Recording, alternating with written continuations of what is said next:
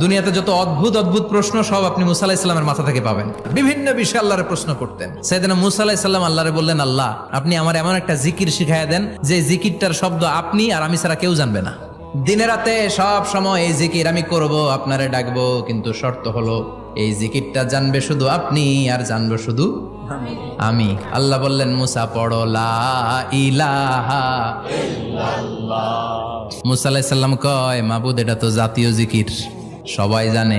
আমি তো চাইছি এক্সেলেন্ট একটা জিকির, কারো কাছে নাই, শুধু আমি জানবো আর আমি পড়বো।